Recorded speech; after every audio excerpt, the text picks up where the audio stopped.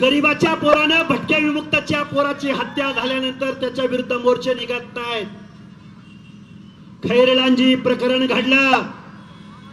नगर मध्ये एका भंगी समाजाच्या पोराला वैरण कटिंगच्या मशीन मध्ये घालून त्याची हत्या केली गेली. सुरेखा भोतमांगे नावाच्या एका महिलेला नग्न धिंड काढून तिची हत्या केली गेली. अरे या माणसांच्या हत्या झाल्या त्यावेळी आम्ही बांधवांनी तुमच्या कुणाच्या विरोधामध्ये जातीचा आधार घेऊन मोर्चे काढले नाहीत. गुन्हेगार हा गुन्हेगार असतो.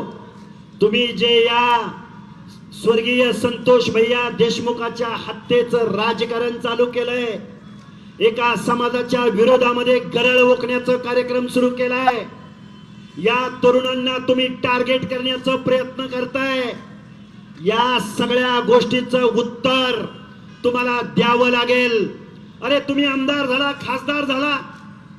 आमदार खासदार झाल्यावर सगळ्या माणसांचे तुम्ही आमदार खासदार असता. तुम्ही जातीचे मोर्चे कसे काढता?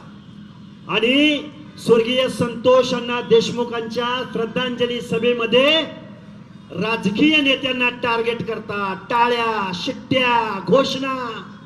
मला वाटतंय स्वर्गीय संतोष देशमुखांच्या हत्येच्या मागचं गांभीर्य या सुरेश धस आणि मनोज जरांगे नावाच्या माणसाने याचं गांभीर्य कमी केलंय. या महाराष्ट्रामध्ये अरे उठलं की सुटलं फिल्मी डायलॉग, उठलं की सुटलं सुरेश धस टीव्ही वरती. अरे या महाराष्ट्रामध्ये अनेक प्रश्न आहेत. मी या हत्येचं समर्थन करायला मी इथं उभा नाही, पण गावगाड्यामधल्या ओबीसींचा आवाज असलेले पंकजाताई मुंडे असोत, धनंजय मुंडे असोत, भुजबळ साहेब असोत, पडळकर साहेब असोत, अजून कोण माणसं असोत, अरे आम्हाला नाही ना मंत्री होता येत, आम्हाला नाही आमदार खासदार होता येत, पण आमचे प्रश्न सोडवणारी माणसं आम्हाला तिथं पाहिजेत. तुम्ही त्यांना गुन्हेगार म्हणता? कुठं कुठं तुमच्याकडे एव्हिडन्स आहे त्यांच्या विरोधामधला? कुठं त्यांच्या विरोधामध्ये तुम्हाला पुरावे सापडलेत? आणि वाल्मिक अण्णांच्या बाबतीमध्ये मी तुम्हाला सांगतो, धनंजय मुंडेंचे वाल्मिक अण्णांबरोबर संबंध, त्याच वाल्मिक अण्णांचे फोटो शरदचंद्रजी पवारांबरोबर आहेत, त्याच वाल्मिक अण्णांचे फोटो जयंत पाटील, सुप्रिया सुळे, त्याच वाल्मिक अण्णांचे फोटो सुरेश धसांबरोबर आहेत. अरे तुमची माणसं निवडून आणायला वाल्मिकांना चालतात, त्यांची माणसं राष्ट्रवादीची वाढ करायला वाल्मिकांना चालतात, निवडणुका जिंकायला तुम्हाला वाल्मिकांना चालतात. वर्षानुवर्षी या गोष्टी चालतात. त्यांच्या स्किलचा उपयोग तुम्ही करून घेता आणि अचानक तुम्हाला काय काय सुचतं? फक्त धनंजय मुंडे दिसतात. मला वाटतंय या माणसांना अडकवलं जातंय. गुन्हेगारांना शिक्षा झाली पाहिजे या मताचा मी, पण हे जे काही राजकारण होतंय, या ज्या काही गोष्टी घडतायत, या महाराष्ट्रामधल्या ओबीसींच्या मनामध्ये दहशत निर्माण करणाऱ्या या गोष्टी आहेत. तुम्हाला आम्हाला जागं राहावं लागेल, एकत्र यावं लागेल.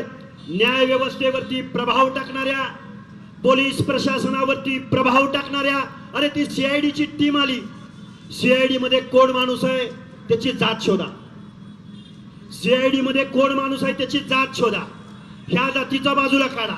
मग आता आपण सगळ्यांनी म्हणायचं का की यांच्या जातीचा बाजूला काढा? बरोबर आहे का चुकीचं आहे? जर विकणे नावाच्या अधिकाऱ्याला त्याची जात बघून बाजूला काढलं जात असेल तर मग आम्ही कुणाची जात काढायची? आम्ही काढायची तुमची जात?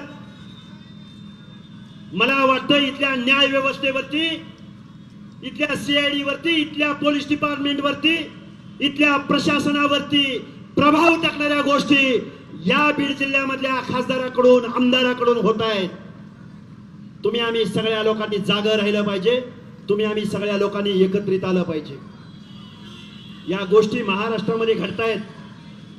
ज्या शरदचंद्रजी पवारांनी मुख्यमंत्र्यांना पत्र लिहिलं, त्या शरदचंद्रजी पवारांना माझे काही प्रश्न आहेत. पवार साहेब, ज्या पुणे शहरामध्ये एक दोन दिवस असे जात नाहीत की कोयता गँगच्या माध्यमातून हत्या होत नाही.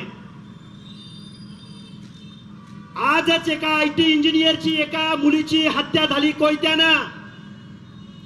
राजगुरुनगर मध्ये मी मगाशी उल्लेख केला, 8-9 वर्षाच्या 2 मुलींची हत्या राजगुरुनगर मध्ये झाली.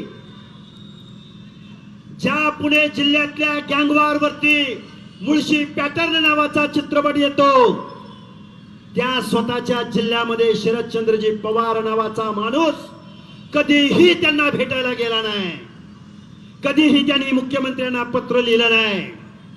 शरदचंद्रजी पवार अंतरवली सराटीला येऊन गेले आणि महाराष्ट्रात काय झालं तुम्ही बघितलंय. शरदचंद्रजी पवार बीड जिल्ह्यामध्ये आले, त्यानंतर काय झालं तुम्हाला माहिती आहे. हेच शरदचंद्रजी पवार सोमनाथ सूर्यवंशीच्या कुटुंबियाला भेटायला गेले का?